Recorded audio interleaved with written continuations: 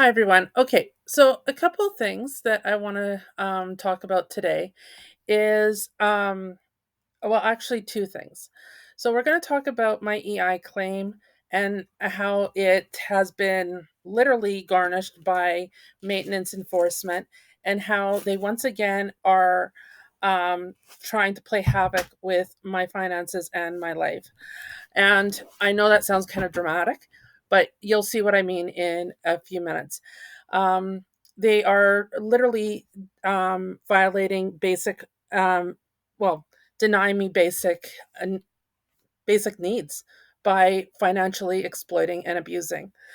Um, but before we do that, a couple days ago, so I tried making another video to upload to YouTube, and I don't know whether it was the program that I'm using or somebody was trying to stop me from making these videos. I honestly don't know.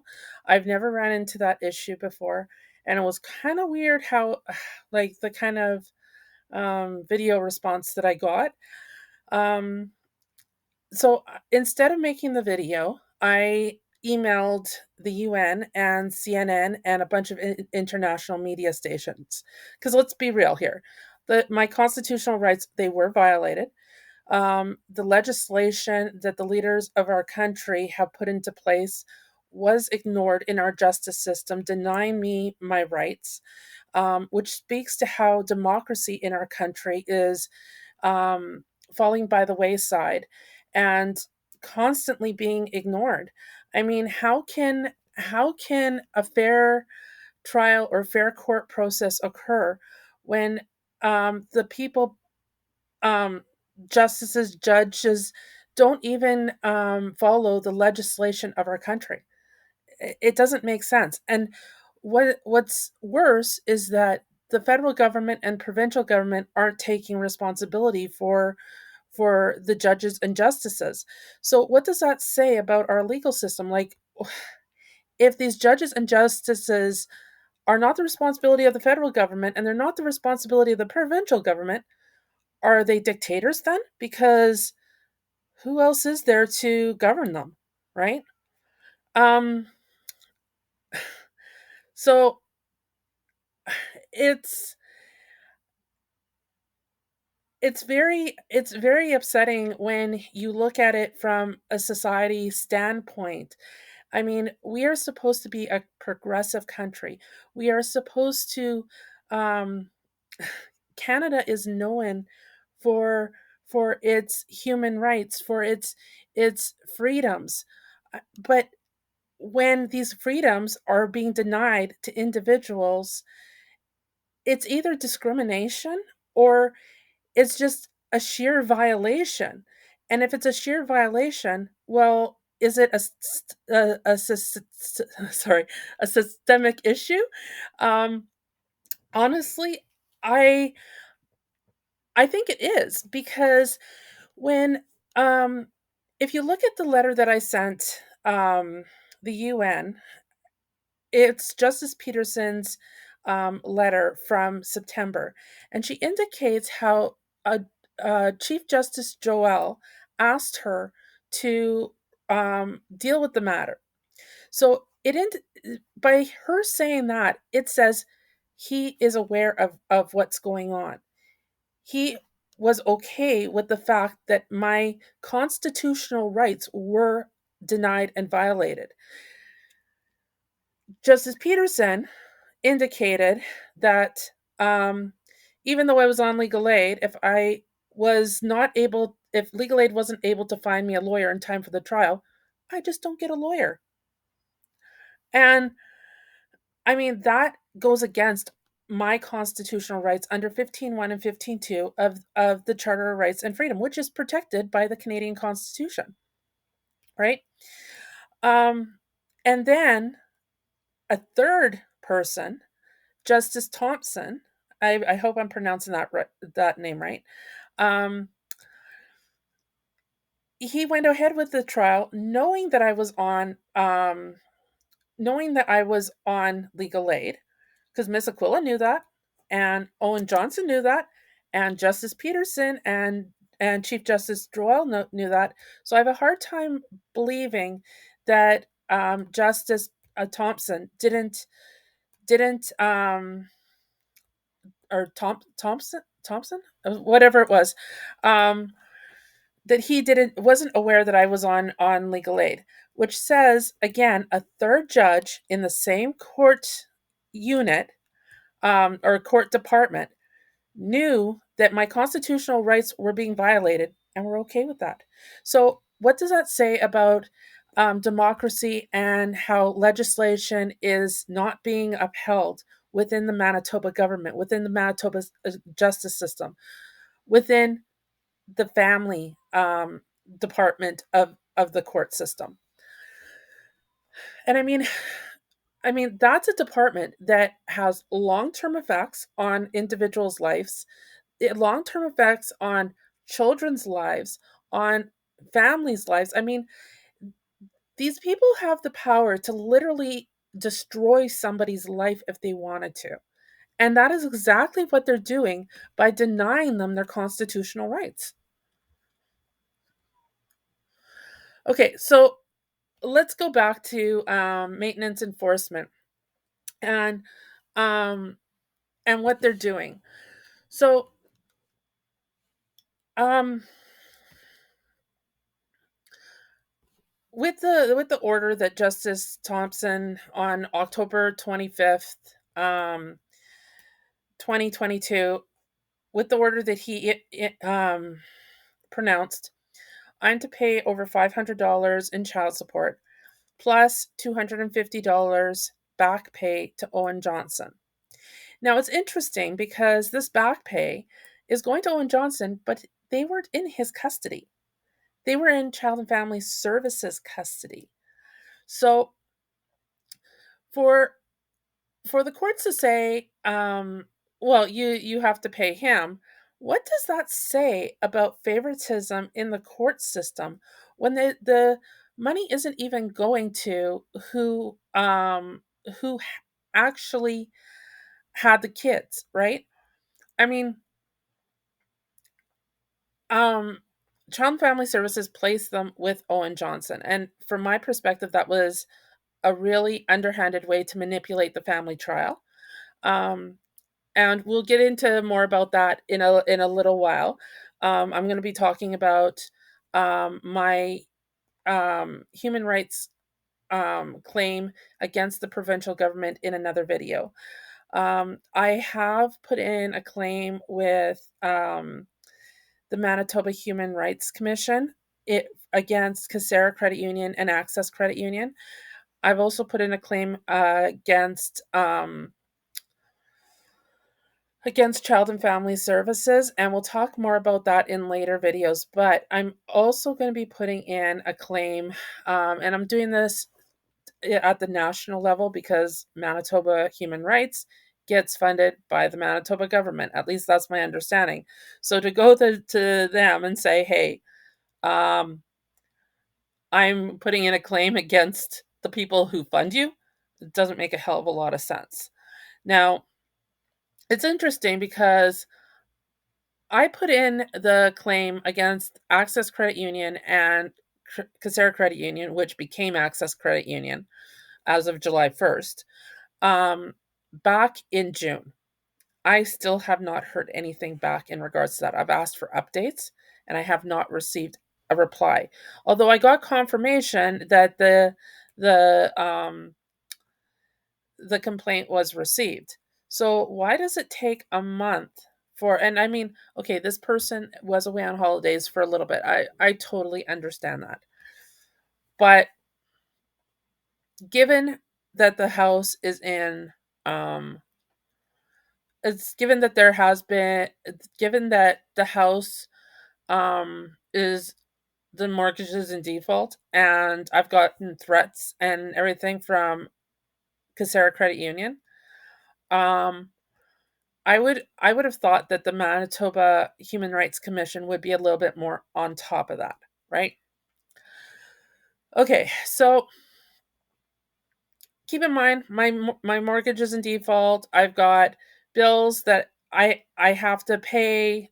Um, hydro, gas, my telephone bill, all those things, right? Internet, all those things.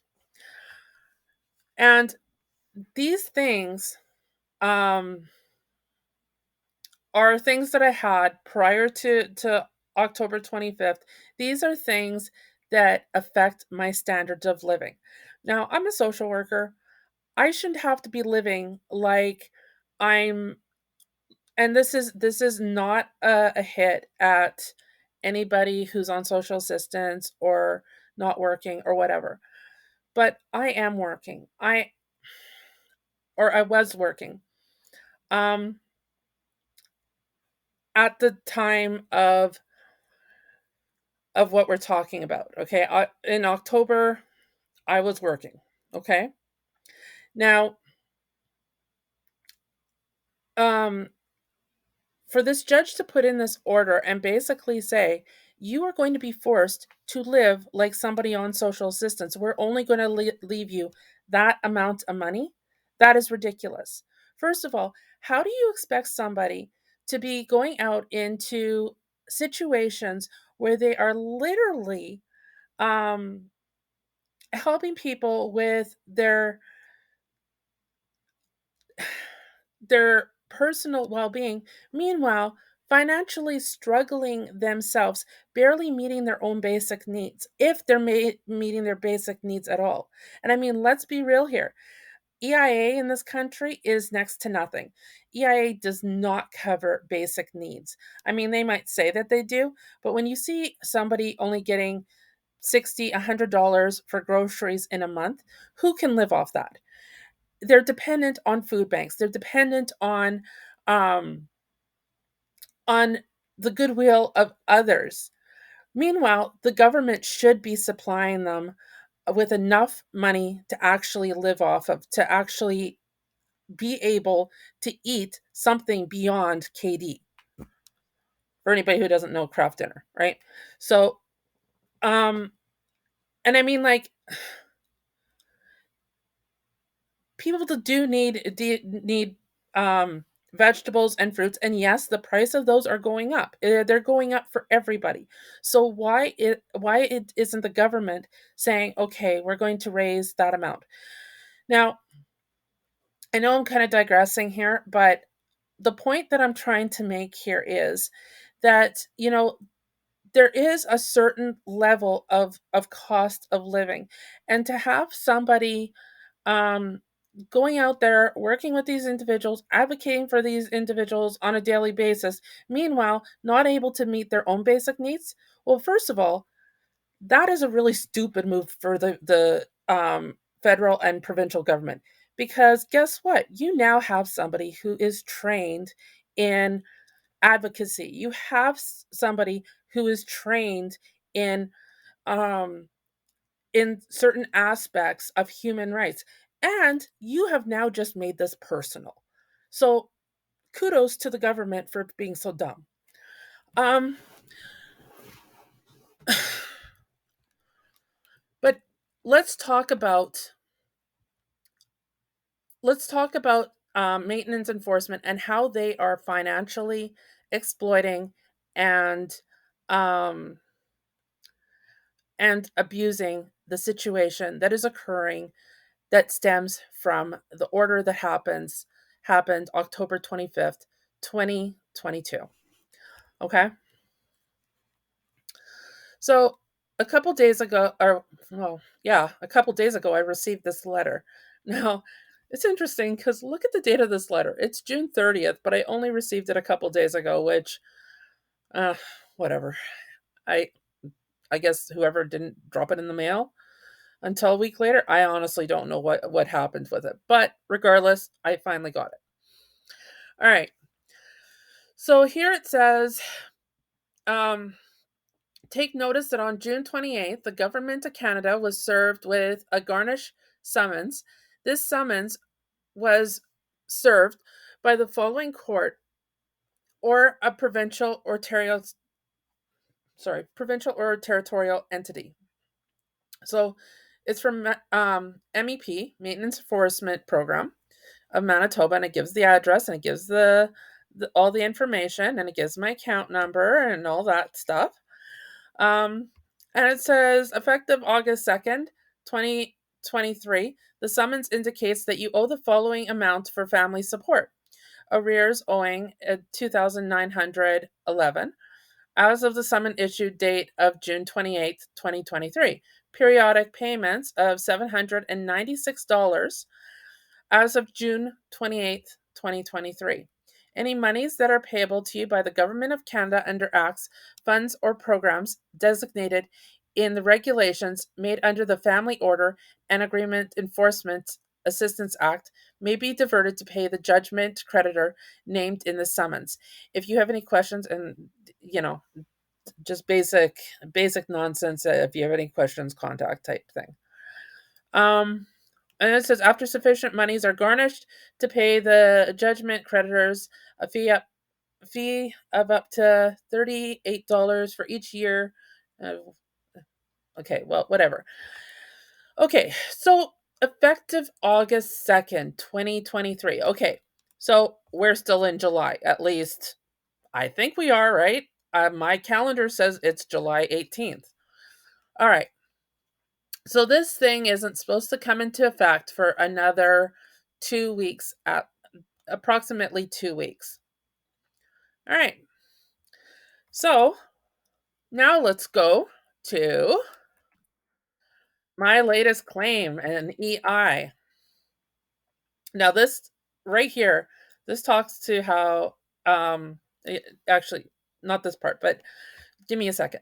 Okay, so this is my latest Service Canada EI claim. Okay. So it says claim day started June 11th. Total insurable earnings 26,000 and some change. Weekly amount 1,500. Okay. Now let's take a look at the payments. Well, unless Service Canada completely screwed up, which might be possible, I'll give them a call tomorrow to find out. It says here that June 11th to June 17th, I received 0. June 18th to June 24th, I received 0. June 25th to July 1st, I received 0. July 2nd to July 8th, I received $217. So I have over a month's worth of bills to pay, and I only have $217 to work with.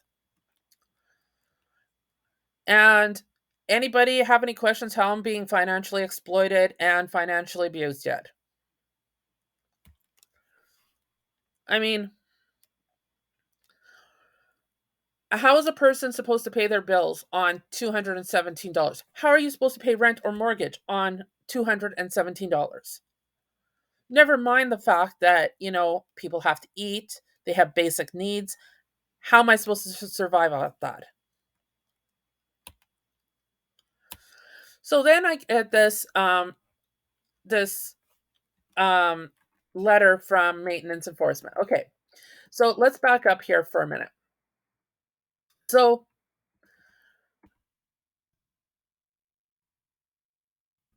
sorry, give me a second here. So it says here that I have an arrears of almost 3,000. Okay. Well, 2 payments of my EI would have covered that, right? Because it says, sorry, I know I'm flicking through this, but it says my payments every week is 1,500, unless I'm reading this wrong. Okay? Is 1,500. So that would mean that they would have had the arrears would have been cleared up in 2 weeks. But yet that third week, they continued to garnish it. Okay? Now, my EI should be going directly into my bank account, right? And I mean, it says, sorry, I know I'm flicking through this and I apologize. I'm trying to find what I need here. Okay, so it says here, We processed your report for period ending Saturday, July 8th, 2023, and a payment of totaling $217 will be deposited into your bank account on July 19th.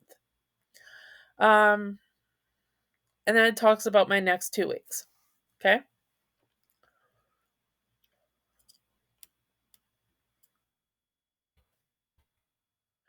So then I received an email from maintenance enforcement today. And Bev, I told you that I was going to be posting stuff online, so please don't be angry about this, because you actually were really nice. You were the first person at MEP that actually talked to me like as a human being. So I really do appreciate that. So thank you. Um okay, so here it says this email is to confirm that our conversation yesterday and to let you know that your request for an administrative suspension. Okay, so administrative suspension of enforcement is being reviewed, and you will be notified as soon as a decision is made. Okay, so I'm going to stop there for a second. So a few posts ago, I talked about an administrative suspension, how I had to get a no income declaration um, form signed by a commissioner of oaths, and how it was such a big hassle, how I had to go down to Daniel Blakey's office, and then it because he had the resources there. Again, to him, thank you. But Olu from MEP put on a deadline of June 30th. Now, I didn't realize that the real reason he was doing that was to cover his ass, because, well, he put a deadline. See, this is what I don't get from maintenance enforcement. And I know I'm going on a little bit of a tangent here, but if you give somebody a deadline, surely you should be giving yourself enough time to say, okay, this is what I need from you. You have to fill it out in this time so that I have X number of days to process it before you get penalized. But that is not what he did, right? That's what I would expect from anybody in sort of any sort of administrative position, any sort of w- anybody who works with the public. That's what I would expect from them, because that is, first of all, it's good customer service. You're not then traumatizing the individuals and putting them through unneeded distress, right? But that is not what he did. What he did was say, okay, this has to be received by the 30th. Oh, by the way, right on the 30th, without actually having a time to look at this, without actually having time to process it, I'm going to garnish your EI, because now you were actually honest with me. So now I'm going to punish you. So that is what I got out of that. Um so here he after I did exactly what he said, met his ridiculous deadline, then he punishes me by putting in this garnishment with Service Canada, garnishing my EI. Now, again, he garnished more than the arrears, putting me in again uh, um, a financial distressed position. Now, you recall in February, he took $4,000 out of my bank account. He garnished the entire bank account and left me with literally nothing to live off of. And this is exactly what he's doing again. That action put a lot of my bills in default, put my mortgage in default, canceled a bunch of policies of mine, and I want to know from like, this is one thing that I'm going to be asking the Human Rights Commission. I want the government to start paying me back default payments, late payments, all those things, because I mean, let's be real here. I mean, the actions by MEP have caused this, right? They didn't have to go through such extremes. They chose to. They chose to have very poor administrative or somebody doing very poor administrative work. They chose to have somebody that is so eager to penalize people that they don't he doesn't even realize that um by doing so he's actually creating a situation where it is impossible for those people to actually create good communication with him, because as soon as they're honest with him, he penalizes them. Okay, so sorry, my computer just went a little bit um, weird for a second. Um, okay, so June 30th, he gives me this deadline, and now 18 days later, they still have not processed the administrative suspension of enforcement, which would have um, which would have canceled out this garnishment. So this is financial. There's no other word to be had here.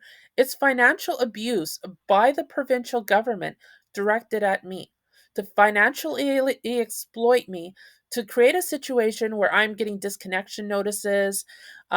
Things are being disconnected. A situation where policies again are going into default, getting canceled. This is financial abuse. It is traumatic. It is affecting my standard of living, and um, it is creating a hostile environment for be like uh, I cannot have I cannot have uh, a professional relationship with somebody who's constantly attacking me. I just can't. Nobody would be able to, right? And they're in a position of power. So for them to do that is abuse of power. They're abusing the system. Um okay, so here it's we're going to go back to this. If you receive notice that the funds have been deducted from your EI and forwarded here, please contact us so we can discuss a refund of at least a partial refund of the funds. With respect to your other file, um in regards to my daughter Emily, please be advised whether you have received our letter requesting information on Emily that was mailed June 23rd, 2023. If you did not receive this letter, please advise and we will send it to you again. Okay, that part I okay. We're gonna backtrack here for a minute. Okay, so basically what they're saying here, if you've received notice that funds have been deducted from your EI and forwarded here, please contact us so we can discuss refund of at least partial refund of the funds. Okay, so basically what they're saying is I've now just waited a month for EI to process my claim and get me the funds, and now I have to wait more time for um maintenance enforcement to decide what funds I can get back before I can actually pay my bills. In that meantime, I have $217 to try and figure out which bill out of the dozens that I have to pay. So now I'm going to be posting all the bills I have online and talking about how each of my bills I can't pay because I'm being financially and exploited and abused by the Manitoba government through the Manitoba Enforcement Program. That's coming up tomorrow, and we will be reviewing this again tomorrow. So I'm really hoping that they come back saying, oh, we're going to deposit this right into your bank account. Because guess what? If I have to wait another 2 weeks for a check, I'll be coming on here every single day and saying, I'm sorry, I can't pay bills yet because I'm still being financially exploited and abused. Okay, so in respect to Emily, Emily's 18. Why are they sending me this in? Why are they asking me for information? They like maintenance enforcement has the court order. They have her birth date. So if they want information, why don't they go to the adult they're asking information on? Oh, what a concept. I'm sorry. I've lost patience for all this political and administrative BS, because I mean it's literally, and no, I didn't receive the letter. I responded much more politely than I was just now to Bev because she was very nice to me on the phone. Um, but I mean, realistically, ugh, this is kind of ridiculous. If they want information on an adult, they should be talking to the adult. Anyways, um, I think that's it for tonight. I will be posting this and then posting tomorrow. Um, as I go through my bills and try to figure out how I'm going to pay all my bills on $217. All right. You guys have a good night. I hope you guys can, everybody has a more relaxing night than I am right now. Okay. Bye, everyone.